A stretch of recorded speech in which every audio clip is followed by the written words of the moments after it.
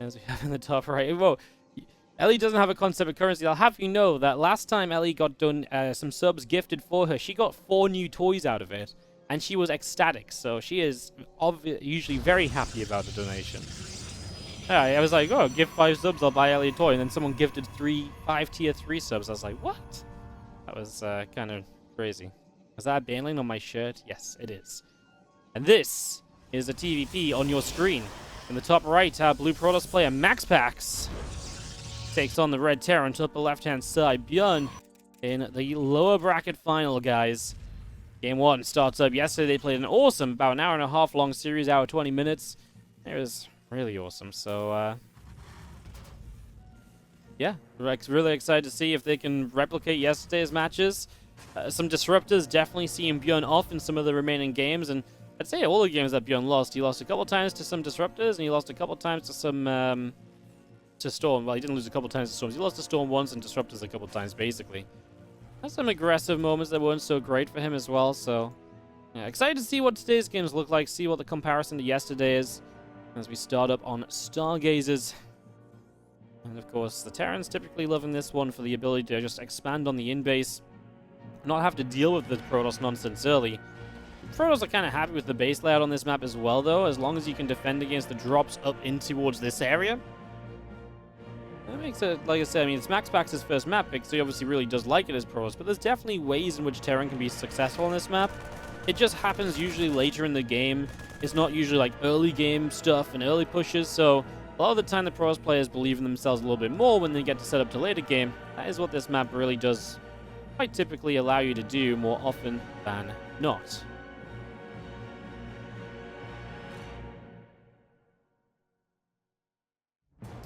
So again, guys, it's the lower bracket finals. Winner of this plays Raynor in the grand finals. Raynor will start with a 1-0 lead. Excited, honestly. I mean, this feels like it's going to be a lot of fun. Feels like we're going to have some good games. What a great way to wrap up our WardiTV Summer Championship. Like I said, this event is... It kind of got comboed with the Spring Championship because we didn't have time to run the Spring Championship, so that's why the prize pool is a little bit higher and so on. But it's been a great event. We've had a lot of fun with it. There's been a lot of great games over the last few weeks, especially as we've gotten through the groups and so on. And yeah, very excited to, like I say, run more events with that WardiTV European League starting up soon. We'll run a Korean tournament during DreamHack as well, most likely. And we'll have, yeah, well, we just got stuff going on, guys. We got plans. You don't need guys worry. StarCraft 2 is going to keep on going on, you know. StarCraft's going to keep on showing up. As this game is opening with a Twilight Council, so expecting to potentially see some Blink on the opening. This one, Adept, going to come up the ramp and just going to go and hit the depot a little. Obviously, again, this is exactly why you like this map a little bit as the Terran, at least, because you don't have to deal with this Adept on your natural or anything, so this becomes that little bit easier.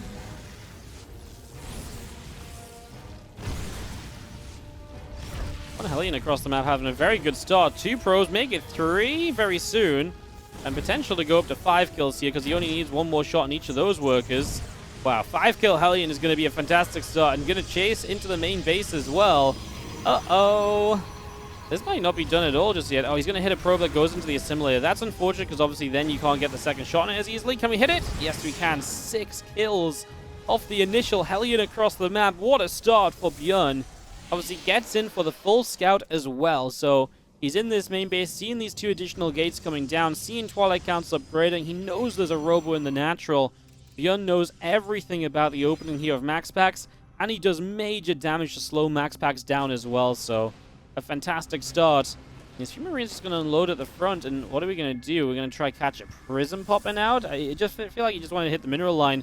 Prism actually does pop out, sat still for a second, not sure if it's enough Marines to have taken that down. Probably not. Now we're just going to lift up and leave. That medevac can remain a threat. And now I just force units to stay here. And then you can't send everything across the map. Obviously, you'd be missing Marines at home. But I don't know, man. Missing Marines at home versus also the Protoss can't send everything across the map. Seems kind of okay. Raven popping out soon. We've already got 1 siege tank. The opening to this game, to me, seems to be all about ByuN. He is in a fantastic space in these early stages.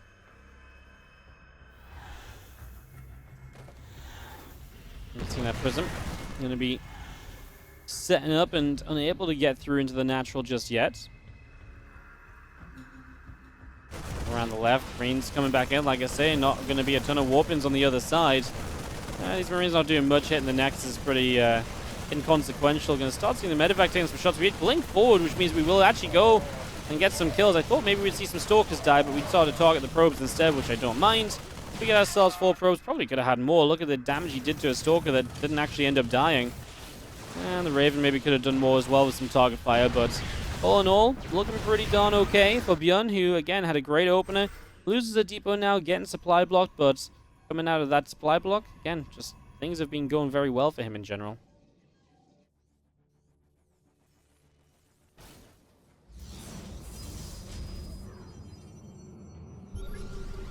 I see a couple of additional Stalkers warping in. MaxPax really does feel quite committed here without a third base being online. The need to do damage is, yeah, rather high, right? Mortar turrets on the other side of the map as well as he continues to lose workers. He's already losing stuff. This blink isn't fun at all, right? He is going to get 2 siege tanks mined, but obviously, I mean, all you can really do in terms of micro is use the prism, but actually the Stalker count is pretty good at the moment. And ByuN, does he not have the units? No, ByuN. MaxPax is in so much trouble. I mean, this tank's going to die because the SCVs can't possibly protect. Oh, ByuN, what a letdown, because this was absolutely pristine for ByuN up until this point. I thought this blink up was going to be a little bit too bad for MaxPax as well, but yeah, it's actually going to work out. MaxPax is going to win game number 1 just like that, friends. Wow. I mean, ByuN just didn't have the units at home. I mean, a bunker, right? Because MaxPax is so committed. At that point, a bunker maybe would have been left-hand side. We'll start out with our Blue Protoss player who is up a game after that blink in, MaxPax. Top right, our Red Terran player from the Shopify Rebellion is going to be ByuN. Get this set to start. Yeah, I honestly think the difference of just the second tank not being right on top of the first, unsieged, if that second tank is split off to the side, sieged, but covers the first tank, right? Because you've got to kind of go and get that tank. If the second tank is sieged and covers the first, the extra few shots that you get out of that might actually make the difference, because then the Stalkers have to dive in further to actually get rid of that tank, or they're taking free damage. Then the Marines survive longer.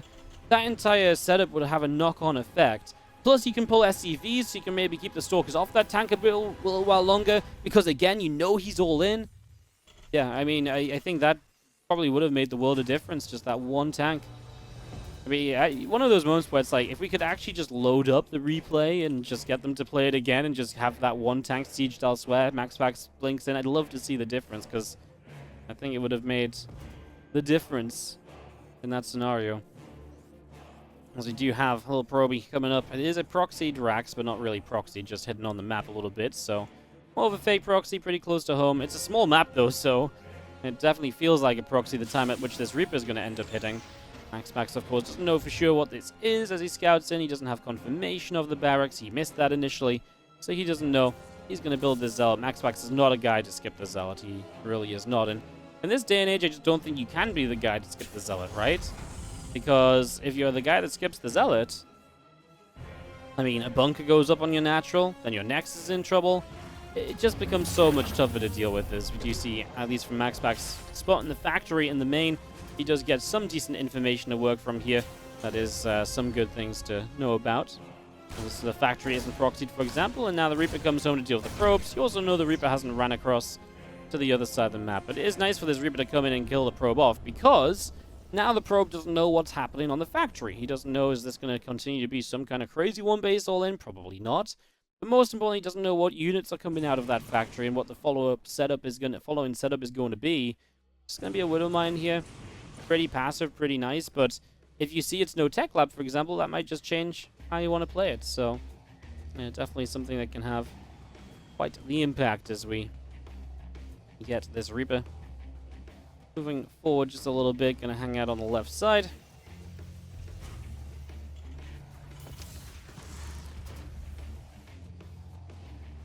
And it's just gonna try and keep coming back in this main base. The units have moved out. Perfect time to get in. Maybe we get a probe. It's a battery, so probably not, but obviously looking for info and does spot the Twilight Council that's right in the back of that main, so able to pick that up, pick up on that pretty much straight away there. That's some nice info. We do have a Zealot going to lead the charge up this ramp, but Widowmine will clean that out, and the second Widowmine there as well, so it doesn't really make sense to send the Stalkers up still. The Widowmine's going to act as a great defense, and will for now be getting the job done. And that Blink just getting started. Getting that underway. Reaper comes back around down to the natural. Gonna hop away up the left-hand side, escape out through over there, and just kind of go a little bit elsewhere. Probe gets down to low ground, drops down a robo facility as well, so sets that up on the natural, and actually spots the medevac straight away here. No blink, so the Widow Mines do kind of cause some issues for these Stalkers. And we actually leave one behind, and the other one continues to venture across the map. So this drop continues on, even in the time of the unexpected. If it goes down, 2 Stalkers in the main, want to be defensive. Of course, the way this open means that Blink is a little bit later than usual, so we don't have Blink to defend the mine drop or anything. So this is going to be Blink that is not there to help. Widowmine will unbarrel Rebo. The medevac flies over the natural, trying to be a continued threat. That's a dead Stalker and a probe, so I think that was a bit of a misclick from MaxPax, because it felt like he sent the probe there to be given up, but then you lose the Stalker on top for no real reason other than, well, just a little bit of a misplay. It feels a little bit awkward, feels a little bit clunky. That's definitely a little bit unfortunate.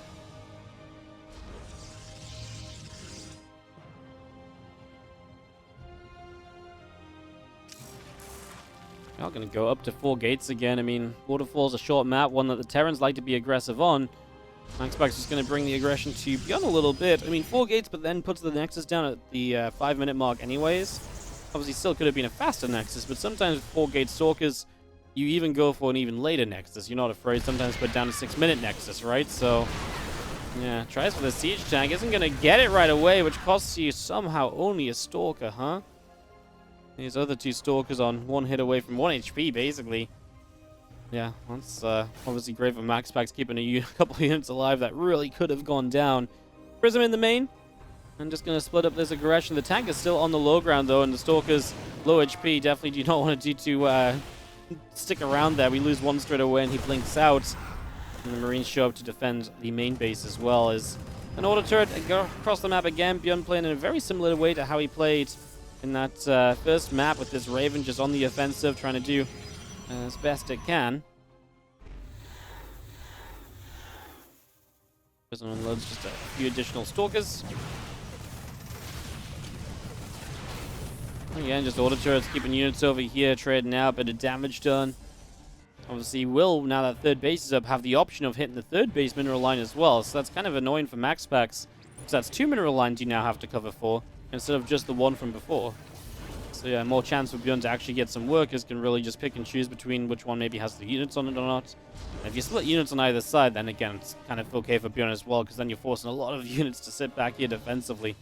That's obviously kind of okay for ByuN as well. He'll be very okay with that.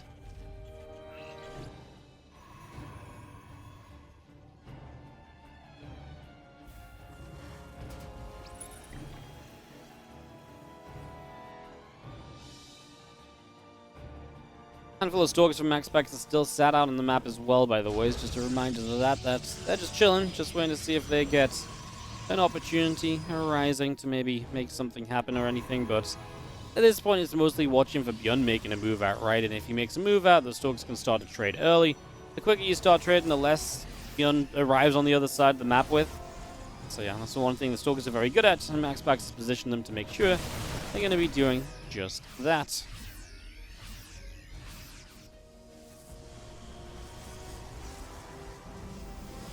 Next, a group of Zealots warping in over here as charge has been completed, so we're on the full blink charge setup, and we're going to go Temple Archives. I imagine that means we're going to head into Storm. We did see Storm as the choice on this map yesterday for MaxPax versus ByuN as well in that winner bracket round of 8. So we did see the Storm then. I'm going to see the Storm once more as ByuN moves out to take his 3rd base. This is one of the maps that ByuN actually lost yesterday, despite the fact that it's kind of nice with Terrans, because he ended up trying to be a little bit too aggressive with a couple of tanks and just didn't really get enough done.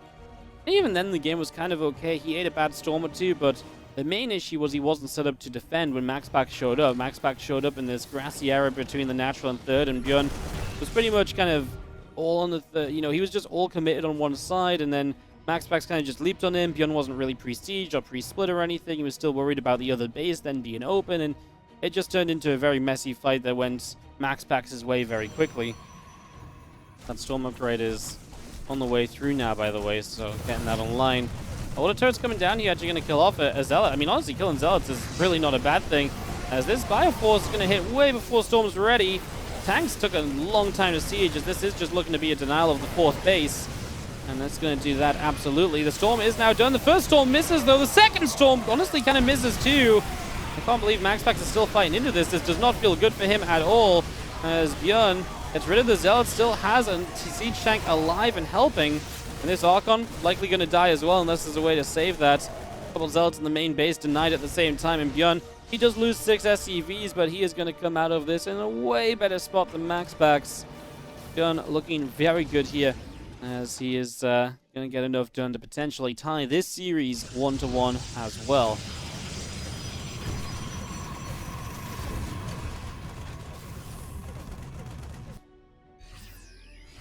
Well, ByuN just regroups, gets ready to go again. Enhanced shockwaves on the ways again. That upgrade for his Ghost set to go pretty much immediately. Really is, again, just not messing around in that regard. That's all going nicely as a couple Zealots come through. Yo, massive Storms, though, okay? I mean, that's how you do not win this game as ByuN, right? As now the Ghosts are showing up. Some EMPs on these Archons could help you clean out. And he's going to get 1, he's going to get 2. Nachi, some nice Prism Micro, still saving it. You got 1 EMP left. I mean, ByuN making his life difficult by sitting in those initial Storms. Without those Storms, you know, this would have been... this would have been very different story if those Storms hadn't hit so big.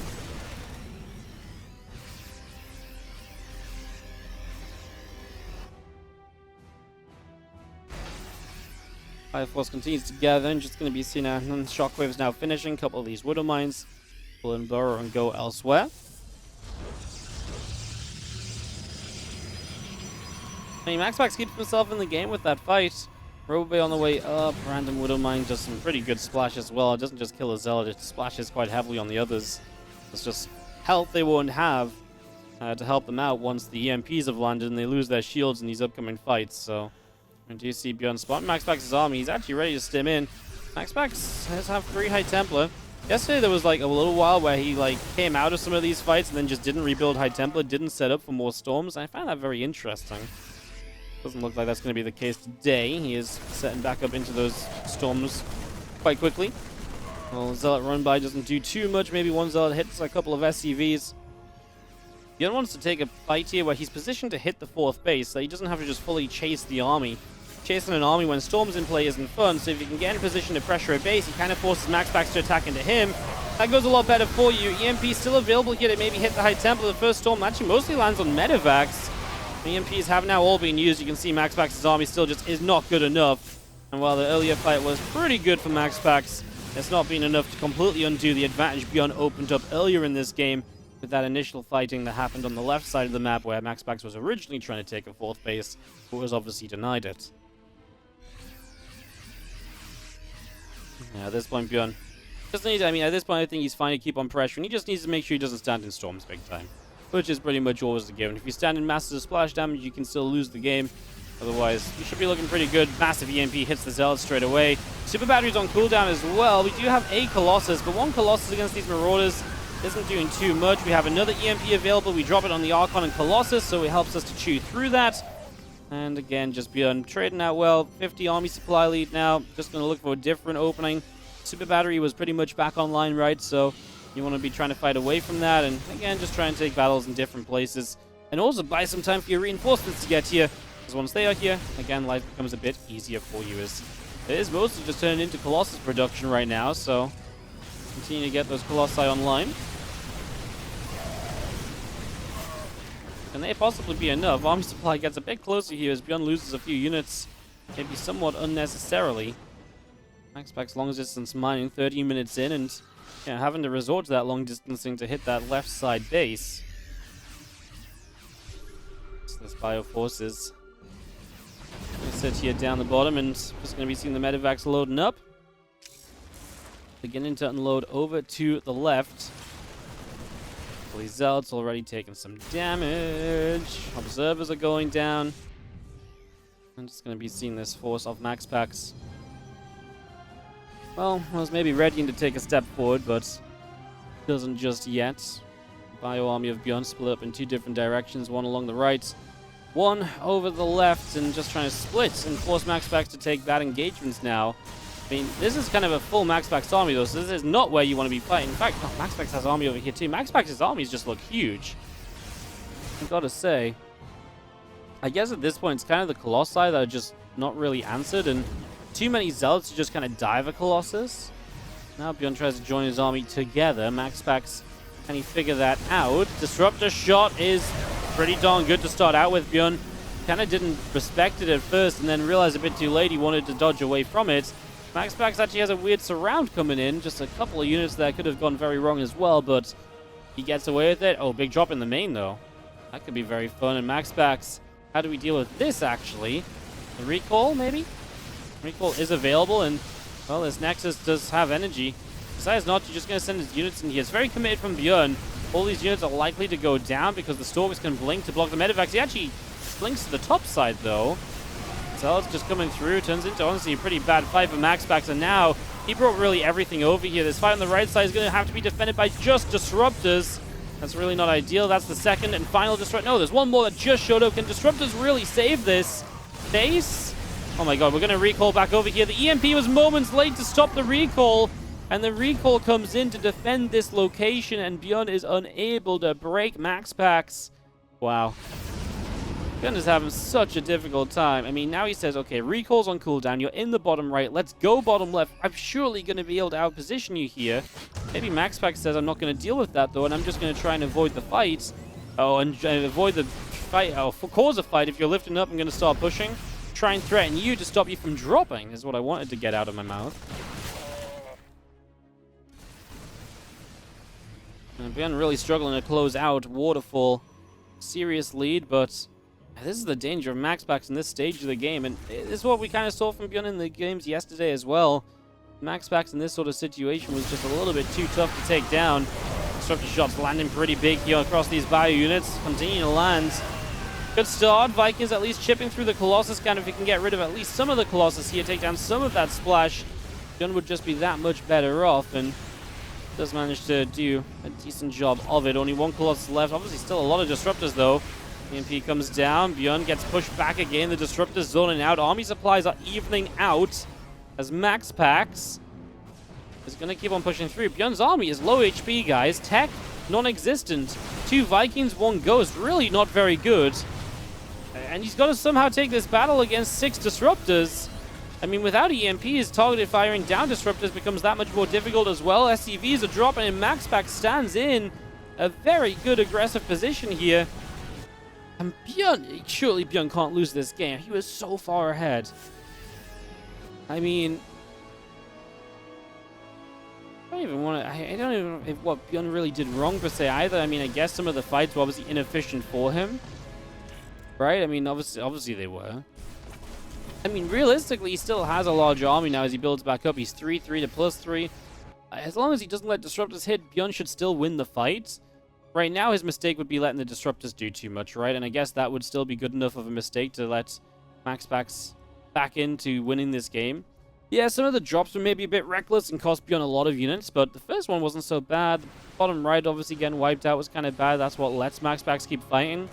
ByuN, now that he's got units reproduced, does have enough of a lead, I think. Is this going to be a full 360 surround? It's always hard to defend against this when you're relying on Disruptors that have to fire in all the directions. And the Disruptors do not really connect this time. ByuN continues to split back. His army on the left is shut down, but he's got so much on the right. The Disruptors are on cooldown. Zealots will be dying. Vikings will land. The one Disruptor that comes forward there is going to get shot down. Now you don't have a way to protect the Disruptors, so we're just going to target them down, and that should be game. ByuN finds the victory at the very end of this. GG is called, and ByuN ties this up 1-1. The best of 5, best of 3 can also be overly long sometimes and quite draining. I never thought it was good for StarCraft 2, because a StarCraft match can be kind of super long in general, right? So, yeah. I don't know.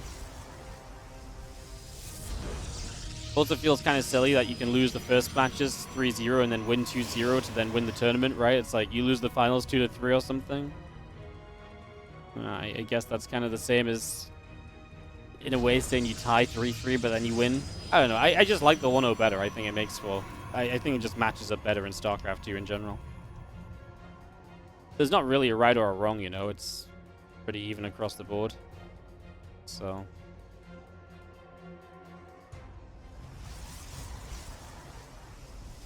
So yeah, I don't think there's a right way or a wrong way to look at it or anything like that. It's just, like I say, a preference thing.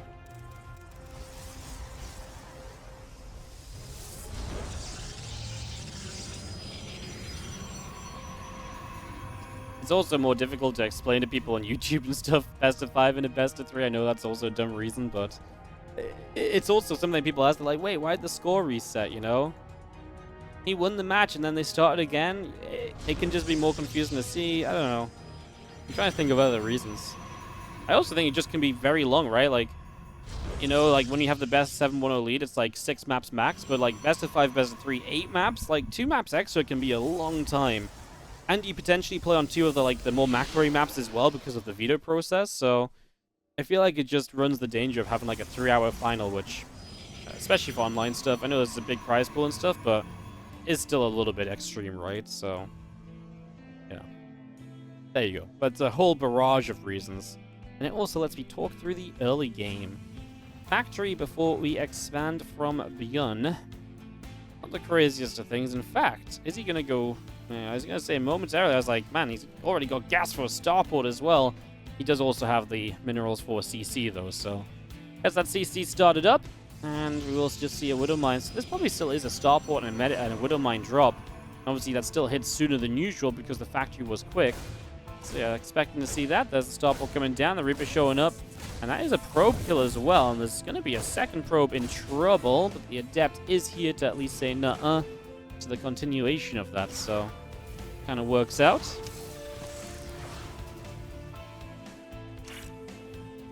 Widow Mine burrows on the high ground so we can deflect this Adept for a while.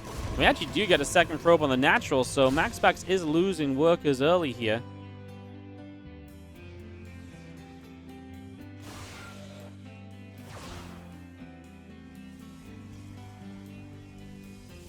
This Adept is going to chase down the Reaper, and the Reaper couldn't go high ground either, so... Reaper does die. What did the Reaper do in terms of information? Obviously, it's a bit of a weird one because you see MaxPax just going extra gate. So he gets the extra gate info. MaxPax then going to go Robo. So that's what ByuN doesn't know. He doesn't know what the tech choice is here. But he does know it's an extra gateway at least and potential to be aggressive on the ground. And then a War Prism is always going to be an option to take those gateway units and actually just harass with them. So, like I said, there's definitely an option there. Tank going to move over to the edge and we'll begin to siege up. These few Adepts would like to maybe come and shade on in as the Widow Mine connects, and there's going to be a couple of Adepts getting blown up already.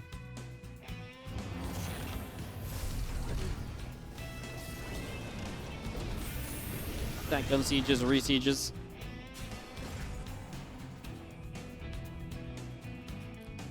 And these Stalkers and the Adepts still moving down the bottom right here from MaxPax, so... Getting in position, going to actually shed a couple of them forward as the Widow Mine on the natural is going to get cleaned out.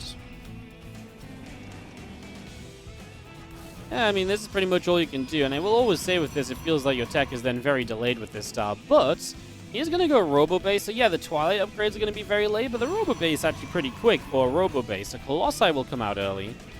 Against someone like ByuN, you've got to be careful he doesn't find a way to just jump on that one Colossus and just micro you to death. But, and that's very true as well when you don't have the Twilight upgrades to help you maneuver or the Zealots to help you really tank because they don't have charge yet. That's definitely a little something to think about. Banshee makes its way around the left side of the map here and will be heading into the back of a mineral line to try and deal a little bit of damage, get a little bit of hurt going, and we go. Probes started dropping. Kind of just a random Banshee, cloakless as well, so... Isn't going to be able to just sit here until an observer shows up. Is just going to have to leave, but we'll find one more probe in the back if that does get microed away. Important to note that this Marine tank force is moving forward, and what's really cool is that this Banshee is keeping the Stalkers busy. So it's keeping the Stalkers from being able to greet this too early on.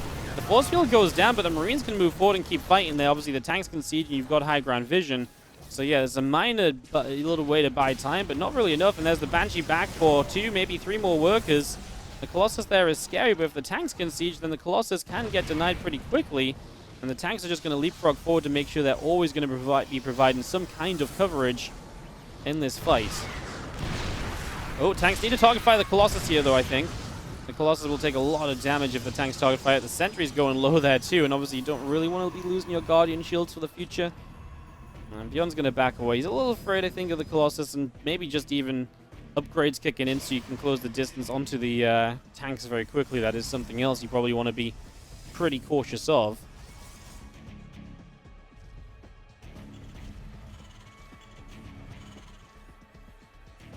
Marines and tanks pull back to the natural. Just going to see Stim, Combat +1, all these upgrades continuing through.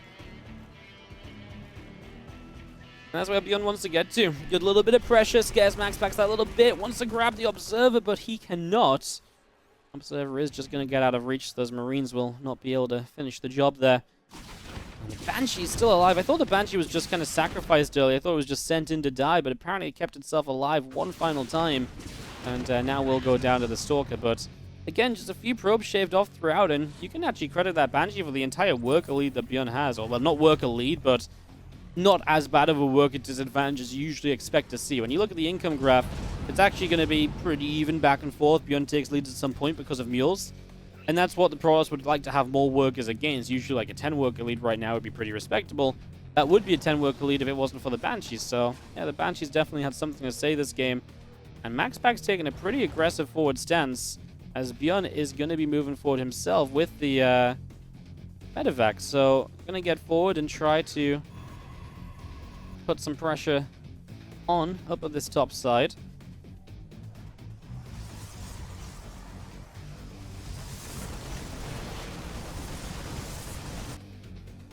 We'll drop into the main base then, and now he's also going to be pushing at the front. This is a short map as well, so he can definitely get across the map pretty quickly here. He's going to knock down a pylon and powers 4 gateways. And this little choke point is neat for the Zealot fight, but he is just going to lift off and leave. There was no blink, right, because of the opening, so that's a weakness, and MaxPax is so out of position to deal with this tank movement as well. That is going to be a major problem here in these next few moments. And as these tanks come forward, they're going to get set up. This natural is going to be in a lot of trouble, guys. I don't really think there's much other way to save this right now. This is not looking too good at all. As we do have the Colossus coming in, but it's going to cost you Colossus. These are hallucinations, which ByuN is kind of wasting time fighting. Doesn't matter, though. Too many armies are dead, and that, my friends, is going to be GG's. And ByuN is going to be taking himself to a 2-1 lead in this best of 5. And inside and out, though, down a game in the top right-hand side. It is going to be our blue Protoss player. Just never really got going in that last game. You could definitely see the impact of skipping the Twilight early and playing into the Robo early on. The lack of ability to kind of move around and be active there was pretty notable, I think. So let's see how this one goes. So we have got MaxPax in the top right side of the map, our blue Protoss player. And yo, Kanofi, thank you so much for the 3-month resub on the Prime. Much appreciated. Also, the Angst 3-month resub on the Prime, back-to-back 3-month primers. Thank you very much indeed. Something, something, Twitch Prime.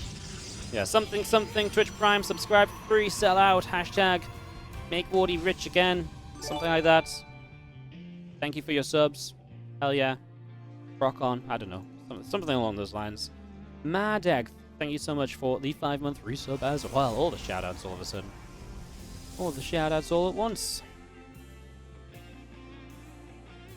Alright, ByuN bottom left. Let's get ourselves following this probe across the map. Get this set up initially. Get this ready to party.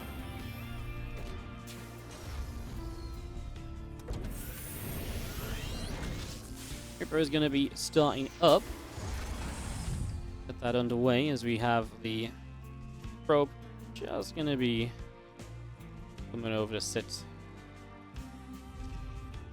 the natural.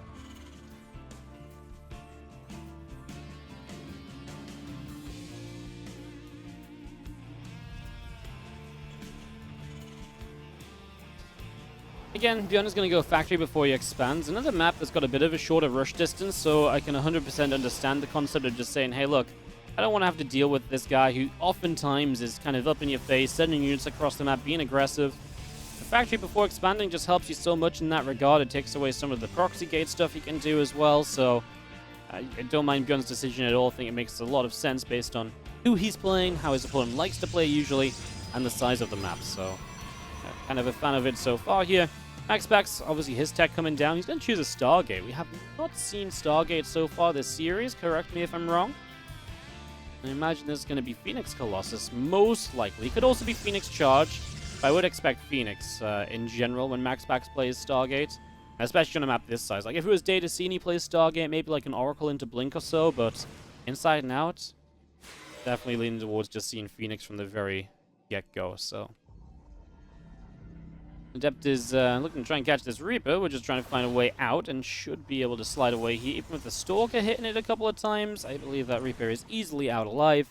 And that is absolutely true, so Reaper gets to live another day. And the first Phoenix is on the way out. So obviously as well here, ByuN already knowing that this is a Stargate, so that's a really good scout to have. Why do I keep pinging back over there? He knows it's a Stargate. That's a really good scout to have. And that means he's going to go Viking Cyclone very quickly, and potentially, we see this a lot where you go for this kind of Viking Cyclone setup and you just push. Marine Viking Cyclone, you get a push going, it can be really kind of scary to deal with. The Robo coming up this quickly might just be in part reason because he wants to get toward an Immortal even, because he's so afraid of what ByuN can do, knowing it's a Stargate so early on, and the fact that you're otherwise just building Phoenix. And also taking that hit on the Phoenix as well is kind of bad, because that goes down so much more easily now in a battle. So that's an instant, easy target for ByuN. It's one Phoenix that realistically can't lift anything up to any meaningful effect. So, yeah, already a little bit worried here. Battery on the high ground is quite important. I think that is essential as ByuN starts to move forward. And the Phoenix is going to miss this. Another Phoenix that was moving out. Yeah, that one moving down. Didn't see this army, but yeah, ByuN sees there's a battery and stuff. He's going to wait for at least another unit or two to join in here. He actually will get a lock-on momentarily. He actually lost it. Lost high ground vision, apparently. I'm just going to be trying to bait some units into position. With the battery there, I just don't think there's really too much we can do, right? I think this is probably just going to be coming to a close without anything too exciting happening. I think we still have a second Cyclone here now, and Marine count got a little bit higher as well. You are keeping the Protoss away from a third base. Robo Bay before that third. Terran third base already coming through. We're building a Raven. Raven, very risky in this scenario, because if it gets hit by the Phoenix and just gets caught and dies, then obviously not very effective, not exactly ideal. But on the other side of things, the other way to look at this is that a Raven could be really cool, because Phoenix Colossus, if you can get the disables on the Colossus, those interference matrix off, Colossus are dead. I mean, well, they're just useless, and then that's basically your backbone of your army. The main thing you're using to play with is just nullified. So Raven is definitely high risk, high reward in this kind of composition. Let's see if we can find something as the first SCV goes down. As finally we get ourselves some Phoenix Harass. Double Cyclone Lock-on is good to chip through some shields, but nothing more. That's still good because you want to try and keep these Phoenix pushed back at all costs whenever possible.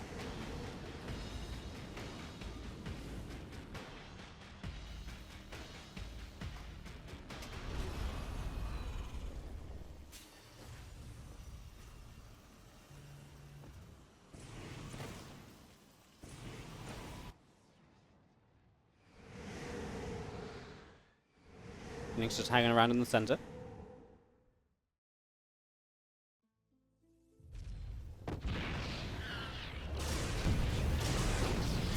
This is what the Phoenix are great at, coming back in, getting a couple of SCV kills, right? Just chipping away at this army basically throughout.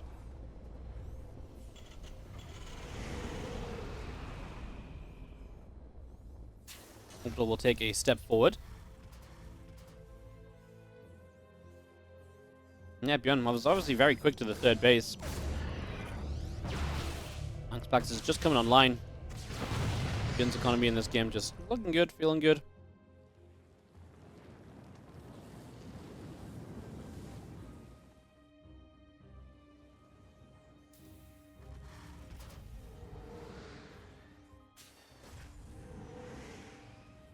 Things to still keep on controlling the map. Obviously, for ByuN, you don't really want to fight right now. ByuN is on his way to the stim, the combat. These are all upgrades you pretty much want before you kind of create more chaos or make anything really happen in this game. So, yeah, not really much of a surprise to be heading towards those before anything else here. Maybe now we start to push out. Stim's about to be done. Like I say, this is where the Raven can really make or break this game, because a couple Matrixes on the Colossi really could do everything you wanted to. You can see that ByuN is really babysitting that Raven. He appreciates just how good this can be. But, well, that's also just how bad it can be. That's how quickly it can die. This is why it's such risk versus reward. The risk of it can die very quickly. The reward would be huge. In this case, it was all risk, no reward. Freaking Raven. God damn it. Just... He was taking care of it, though, right? Like, he was keeping it kind of nearby. He was keeping an eye on it. He was, you know, controlling it separately to, like, his Vikings and stuff. He wasn't letting it fly off in front. And it just dies. Perfect. I love it, guys. Gotta have a good old caster curse in here. Wouldn't be a day of casting without, right? My goodness.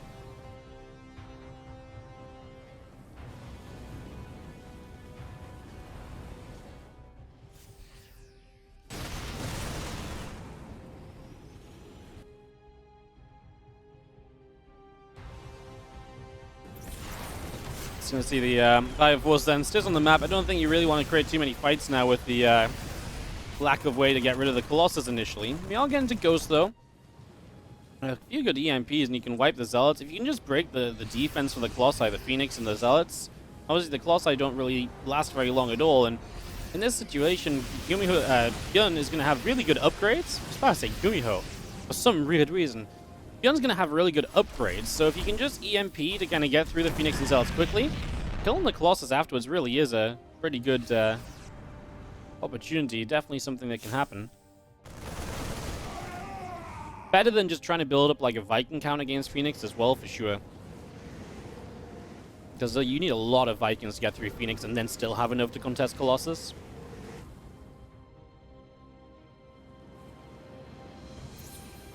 Upcoming fight should be a lot of fun as we do catch some of these Zealots here. The Prism as well goes down. That's a great catch for ByuN. Take away potential pressure on the map already.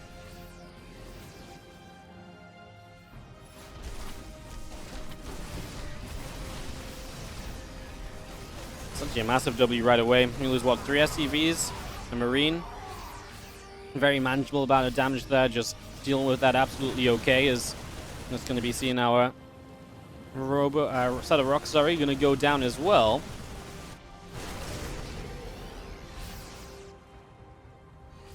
The command center just coming out the front, and that's set to begin. The +2 attack, the +1 armor, blink on the way through. The ghosts all continuing to produce here, and just a lot of setting up right now. Is kind of really not forced to fight or anything. I wonder how much, yeah, he's starting to split his army. He's going to say some split army fights might be pretty good for ByuN in this scenario as well. And look at the upgrades, 2-2, allowing a good amount of Marines, like a very low amount of Marines to deal with a decent amount of Zealots. Right, the split armies are very fun because obviously it's tough to split this army as MaxPax, because everything kind of, you know, the Colossi always want to be protected by the Phoenix and so on. Been actually going to stem in over here, but here is the little bit of a reinforcement wave. The EMP hits the battery as well. Good EMPs, honestly, but just doesn't seem to feel like he has enough to turn around and to truly fight that right now, unfortunately.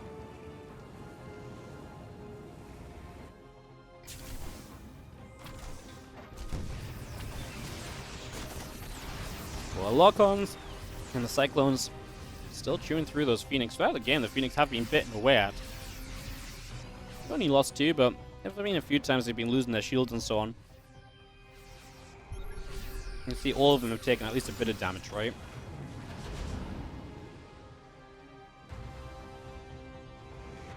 Again, ByuN is just split. Some units going to the top, some units to the bottom right. Even a few in the middle. ByuN just controlling the movement on this map. He's going to try and dive into the natural with the drop along the top side. And this is where he absolutely wants to try and get something done. So in we go. Our army is going to show up here pretty quickly. There's Disruptors involved as well, and the Phoenix are here too, so this can't really just lift and drop out. The Disruptors, though, didn't make a move for a long time. No boost. The Medevac somehow actually gets to live and get into the main base for the unload. We fight over here. We kill the Disruptor. Second Disruptor is going to connect pretty big. And the drop just didn't do enough at all. He actually did okay on the bottom side, even with the Disruptor shot. But that drop up on the top just really didn't deal damage.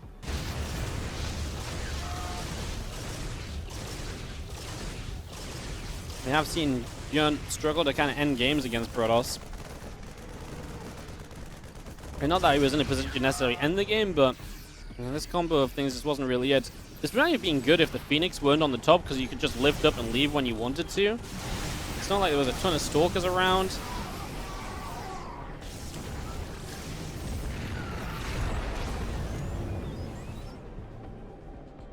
Oh yeah, MaxPax in the center here could get fully surrounded, but he's down. He's up 30 army supplies. So does the surround even matter? I want to say no, probably not. Because Disruptors are kind of going to miss. We split. We kill the next one. The next two miss as well. I mean, not a single Disruptor lands, but you know, it's just too much Colossus firepower. Too much of everything. GG's. And MaxPax is going to win game 4. And we're tied up going to game 5 between these two yet again. You guys are random. Bottom left. Now, Red Protoss player from Psystorm Gaming. Give it up if you're cheering on MaxPax.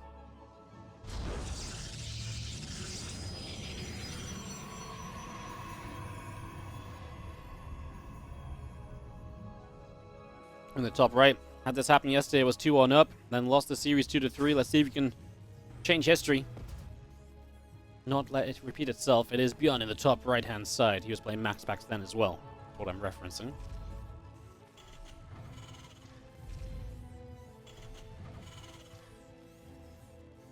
Game 5, and it comes down to this big match. And talk about the money involved on this one alone is already kind of serious. Obviously, you get a chance to fight for the $2,200 first place prize, but the win here is a $350 difference.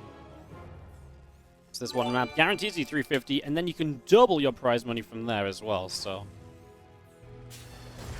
okay, Water Drop SE2, thank you so much for the 26-month resub. Welcome back.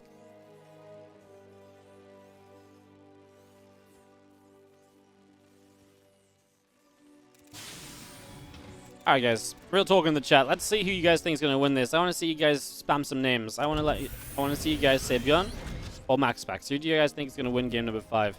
I kind of feel MaxPax. I feel like the map's good for him. I feel like he can play a good macro game. I feel like ByuN struggled in some of these games to deal with the macro aspect of what MaxPax is doing. So I'm going to say MaxPax. I feel like my heart maybe says ByuN for the TvZ final. We saw MaxPax, reign already once today. So maybe my heart says ByuN a little bit, but I think my head says MaxPax right now. Maxi, ByuN, ByuNPax. That's cheating slowly. ByuN, MaxPax, ByuN, MaxPax, ByuNPax, ByuN, MaxPax, ByuN. Wow, it's very, very even. Split down the middle is the Twitch chat. Okay. This was a expansion before the factory as well this time. We do see the Zealot coming across to try and maybe be annoying. The Marine gets the probe, which is just nice, and then the Marine can fall back.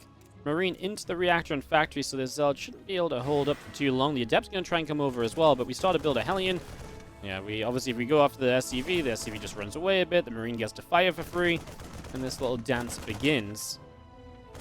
Main thing is you don't want the CC to be denied too long. I guess ByuN's just going to wait for 2 more Marines in the Hellion, because then 1 Zealot and 1 Adept is engageable. The Adept showing up probably would have been able to deny the SCV before it finished the base. So there is the SCV going down. Put some damage on the Adept. If you get rid of the Adept first, the Zealot's pretty much always going to be stuck and in a position that can't really help out. Obviously, the Zealot cannot kill a Hellion because the Hellion can always kite. SCV finishes, jumps over to the other side with a lift into the CC. Another Adept showing up, though. Is that a problem? This Hellion really wants to kill off this Zealot at least. And then what? We got 2 Marines out, 2 more on the way. Problem is this Hellion is being chased by the Adept chase. The Hellion will die. It will not be able to help against this next Adept, but I believe the extra 2 Marines that are about to pop should be good to defend this. And yeah, a little bit of chaos on ByuN's base, but this is MaxPax also losing some of his early game units. It's also MaxPax who kind of got that first Zealot out early as well. That does affect you economy-wise a little bit too. There's going to be 1 more unit showing up. The Stalker now here as well. Can have a Cyclone and a Medevac, though. I mean, this really starts to get to a point where I believe you can just kind of deal with this. Or, apparently we're just going to go across the map. Uh-oh. Well, this Adept and Stalker are just going to start pinging here. Now you've got a Cyclone to defend. This is maybe the part where you got to question a little bit what you're going to do, as the Adept, I think, dies here, right? Cyclone does get that kill. Now goes one-on-one against the Stalker. Cyclone has no fear, gets the lock on. He's going to take one more hit, but it doesn't matter. SCVs come in to repair as well, but don't think it was even needed. Just in case that Stalker did get the shot off. Marines over here. Well, we're beginning to unload. He sees the Stalker warp in, so maybe unloads towards the main base mineral line instead, because he knows where units are not, basically. And ByuN is going to start getting some unit kills, so ByuN's going to make up for some of the damage he took early, and is going to get 2-3 probes, because he should get the one on the gas. No, he doesn't. He actually hits the nexus a bit more. I feel like that one on the gas was maybe not a guarantee, but absolutely a possibility. He gets a couple workers, forces a minor worker pull. Only 4 workers behind is pretty okay. And he's got a Cyclone, which is actually going to get the Prism lock on. Prism, do we have high ground vision to run to? Do we have a scan, ByuN? No, he doesn't, right? Oh, the Prism turned before it got to the high ground. Mistake from MaxPax, turns too soon. The Cyclone is away from the blink. What a denial. It's only 3 gates, it's not 4, but the Prism is so expensive. If you rebuild that, the 3rd would have been delayed, so now there's no Prism, now there's no pressure, and ByuN is not going to take damage here. Wow. Couple probes going down again. Marines are back. 4 probes going down. The Stalkers do have blink. We shouldn't lose one, but we do. Did they blink into that? No, I don't think they did. Oh, man. 6 probes going down. The Cyclone is going to get caught. ByuN did lose a few units here. So obviously supply maybe doesn't look so good when it comes to his army right now. He's also got this Raven ready to keep on harassing. And because there's no Prism, I guess he's not afraid of the counterattack. So what killed him in an earlier game in a situation like this is not really a danger here in Game 5 because the Prism's dead. I mean, you gotta say, the start has been fantastic for ByuN. If he can build on the back of this, he might just get revenge for yesterday. He's gonna drop double auto turret in this mineral line. Probes are gonna have to keep on running, but still a couple go down, and it's gonna be quite a lot of delayed mining time again. Full mineral line too. Both the gases were active and full here as well. And the Raven just gonna sit out the bottom right side for a bit. He does have an Observer, so he can still pressure a bit with a few Stalkers, but he's going to try to. The main base here on Tropical is pretty decently sized. You will see the tank, though, so I think he's going to think twice about it. Maybe play into the natural, but there's a bunker. ByuN is not going to make the error of leaving an opening right now.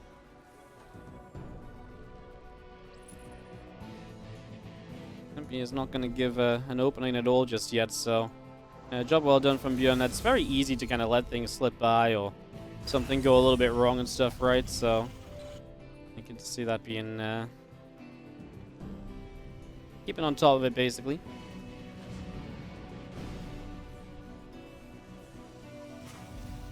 So Medevac's going to load up and go down the side. I think the Observer saw this, so the Medevac's actually going to get seen. Blinks will not get a kill, though, so the Medevacs do get to survive. ByuN goes unpunished for what was a pretty nice catch from MaxPax. Raven is back. 5 more kills. 6 more kills. Oh my goodness. It's just so much damage. Raven's still just about alive as well. So, just about hanging on in there.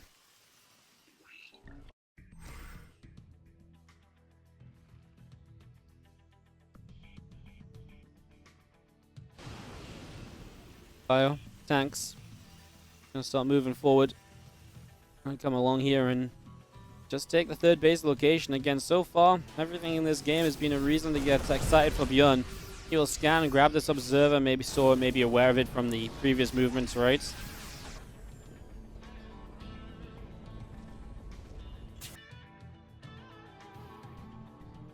Let's get Prism ready for some counterattacks. The new one, obviously. Oh, found by a Marine. Well, he's not going to kill it, but at least he knows it's there, right? So you know the possibility of these counterattacks are setting up, and again, just another little victory for ByuN. He's about to come out of a supply block, have his 3rd base morphed into an orbital. Upgrades are done. And honestly, not a bad time if ByuN wants to try and find some fights, because right now is the point in the game where we do not have any splash damage available on the side of MaxPax. So, yeah, it would not be a bad time if you could get across the map and fight a bit. That was a pretty hefty stim. There's going to be a lot of medevac energy drained. That maybe doesn't feel too bad right now, but it definitely feels kind of bad in the future. If the medevacs do run out of energy, if you end up trading like a lot, that can actually be a problem, but So far not so bad as observers like, I'm going to get in surveillance mode. Nope. Yep, denied. Kind of panel to the right. I gotta say, so far ByuN's playing great. MaxPax clearly knows a little bit of the trouble he's in because he's building disruptors straight away. I feel like when you're building disruptors straight away, it's somewhat of an admittance. It's like, man, I need a bit of a miracle rather than the consistency which the Colossi provide. So you're kind of praying a little bit more than anything else. Prism goes up the right, gets into the Nats. I got a couple warp-ins, but there's already ByuNs coming across. Those Zealots are going to start dropping very quickly. The Zealots do go down. There's Bioforce stims at the left. Couple of Zealots going to get caught straight away. Sentry will have Super Battery activated to help save it. The Raven now being used as a utility in the engagement. Obviously really nice as well. The little anti-arm missile should make things a little bit tough. ByuN's still fighting even though Super Battery's still active. Maybe a little bit overboard. Doesn't perhaps need to be that aggressive. 94 to 61 army supply. Disruptor count is getting up there. Going to stim in turn. Fight. Disruptors should be active to push this back though and kind of just deny anything from really continuing. Another Raven again. I mean, honestly feel like another little anti-arm missile would be great if it gets enough energy for it. It is low HP, that Raven, so we're pretty much expecting it to be its final fight at any point. Prism loading up on the far right side. We'll see if that can catch ByuN off guard. It's been a while since he'd spotted the Prism, so probably doesn't know where it's coming in from. MaxPax also trying to rely on a lot of static defense to hold out on some of these positions as well. Disruptor, Zealots, and Stalkers all moving through, and in we go. Stimming straight in. A couple of these Zealots, well, going to be in trouble. We lose the battery straight away, and obviously we've got a split push right now. We go up the right-hand side. First Disruptor shot goes off, so does the second. Second one saves the Disruptors from that group of Marines. We're still attacking on the left, 1-1 against no armor upgrade. It's just that Disruptor count is getting to be ridiculous. ByuN still defending at home at the same time. It's weird, but until MaxPax really hits a bit more reliable splash, I guess I'm not as worried for ByuN. I mean, it feels like if he's only playing against the Disruptors, he's pretty on point about them. This is not enough Zealots at all. This Bioforce is actually clearing out this left side for a bit. The help of the Auto Turret is just really going a long way there. Still dropping the bottom right too. Needs to be a bit careful because these, I can see those Disruptors starting to lurk forward like, hey, can we just get like a random shot off? Can we just make some magic out of nothing? Very possible. Dangerous, because obviously if you're paying attention as ByuN, you stim forward, you kill those Disruptors for free, but at this point, MaxPax kind of needs to play the high-risk plays to try and make stuff happen here. Else he might just be in a bit too much trouble.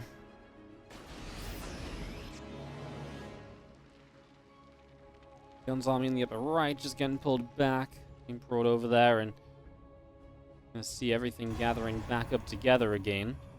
Just two medevacs, likely wanting to unload a few moments as well, as my bio army will go toward these rocks. Open up more space. Maxed out ByuN on his way to 2-2 upgrades. I feel like he's had 1-1 a while, so maybe 2-2 could have been a little bit quicker if we want to pick and choose some things to argue about. Scanning the main base as well. I mean, he has a couple of Colossus. This is why I get a bit more worried for ByuN, because I feel like this is maybe where MaxPax really does just have the consistent splash damage to kind of fight these armies as well. ByuN hits an EMP, but the Super Battery is active. I mean, you're engaging into a Super Battery, ByuN. Yes, you've got a ton of Widow Mines, but you've also got a ton of Disruptors to play against, and, well, the Disruptors clean up some mines, they clean up a tank. We've unloaded off to the right-hand side, but there's already Zealots warped in here, so this isn't going to do much of anything. A cannon kill, maybe jump into the main. There's Stalkers there. Yeah, I mean, MaxPax just continues to play his defensive position, just says, well, I've got, you know, I've got tech, you know, static defense to help me out. I've got Disruptors to buy time. We scan, we load up quite a few units to the top side, splitting up this army yet again. As ByuN hits Ghost, that's the one thing I do like, is that he's at least going into a good macro position himself. Upgrades are finishing, Ghosts are coming online, he's getting another CC started.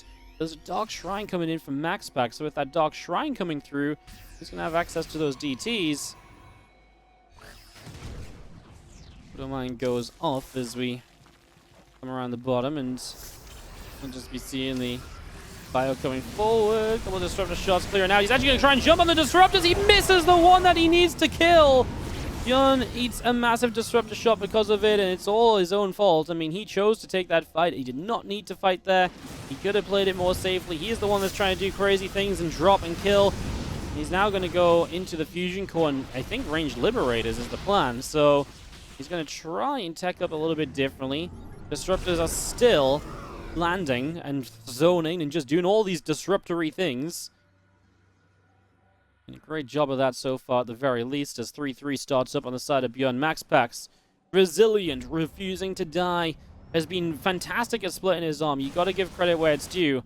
He's always had units in the positions he's needed them. He's never really been caught off guard, right? He's never been, you know, too out of position. So, in general, he's been able to match what ByuN is throwing at him. And ByuN's trying to throw everything, including the kitchen sink, at MaxPax.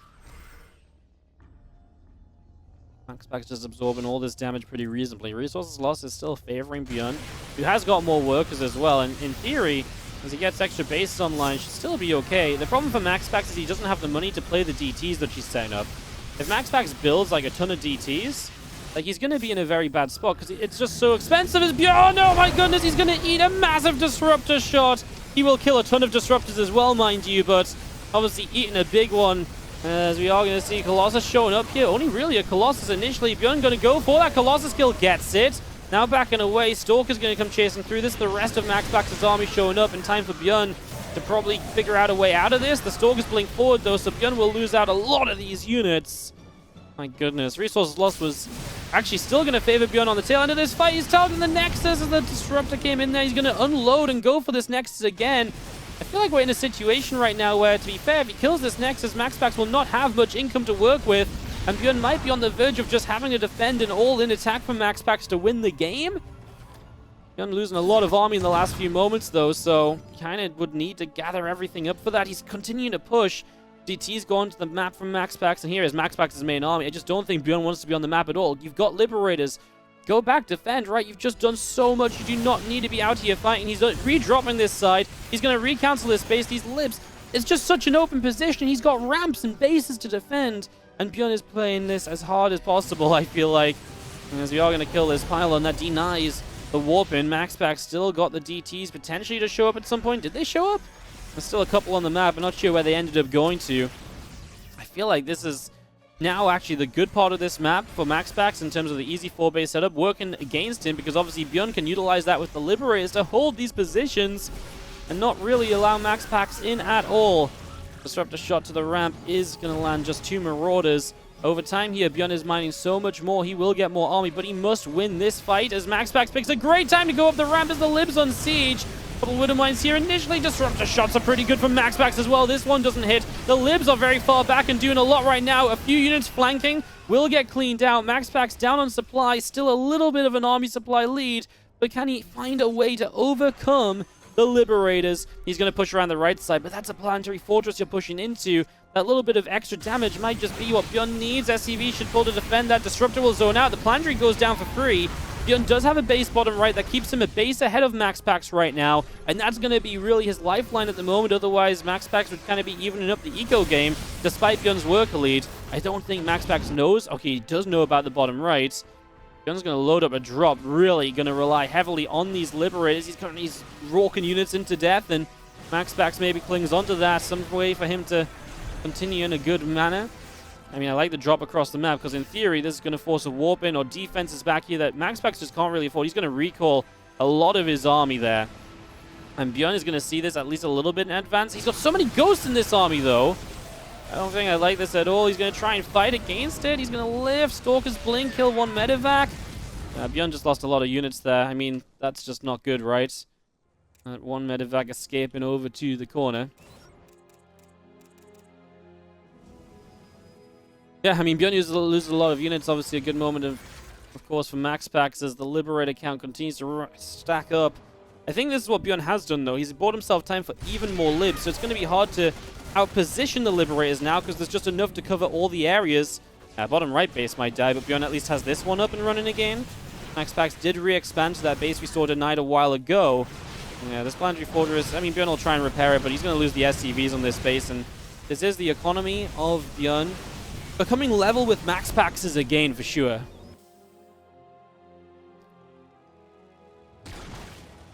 Stalkers are just going to walk into that Liberator, and that's not a worthwhile trade in the slightest. +2 libs, 2-shotting there. Massive bio drop from ByuN across the map. Does find the base he wanted to get before. Might even find the other as he's looking to basically shut down all mining from MaxPax. So as he loses one base, he'll gain elsewhere. He can fight the Stalkers here a little bit. Medivacs might want to start getting a bit of a jump on the escape. See some EMPs going down on the Stalkers and the Nexus. He will get the Nexus, and he is out of there for the moment. So ByuN is continuing to put MaxPax into a little bit of a checkmate position. A spot where MaxPax might not be able to find his way out of. Stalkers blink, they want to fight. The Bio is actually happy to fight on the low ground a little bit. At least turn around and have a look at it. He's going to load up. Are we going to go home? He's going to go past the DT. He's going to go hang in the top left corner. It's a lot of supply for ByuN, right? If all those Medivacs die for free, well, MaxPax would still be in the game. That would maybe be his play right now. But ByuN is building up a bank. 20 minutes here on Tropical Sacrifice, and it looks as though ByuN probably has this one on lockdown. These two play a fantastic series against each other. The games yesterday were a treat. These games have been amazing. And MaxPax is going to give it at least one more shot, pushing forward. He is trying to re-expand as well. It's not like he's completely out of chances to take a base, I suppose. He has knocked ByuN down to his original 4 bases too, as again, the Liberator count at this point is just so high. And that is absolutely the problem, is we get rid of one, it's just so slow for MaxPax. I don't feel like you can ever really catch ByuN off guard. And Disruptor trying to cut the corner off, or get around the corner.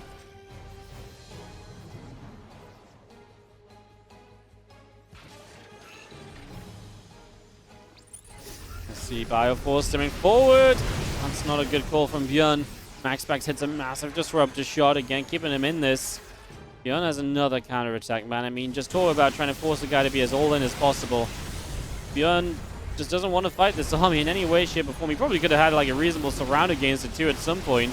ByuN's realizing that MaxPax is kind of just fighting here, so going to kind of fight back as we do see recall over here. I don't know if I like that. All the Disruptors get recalled. Okay, ByuN, what we're going to do? A mass split away. And we do save enough ByuNs to fight the Disruptors, get the kills. ByuN is going to go to the grand finals as he takes down MaxPax 3-2. ByuN will fight Raynor in our grand final. Coming up next, GG's. ByuN gets to the finals after an epic final game here against MaxPax.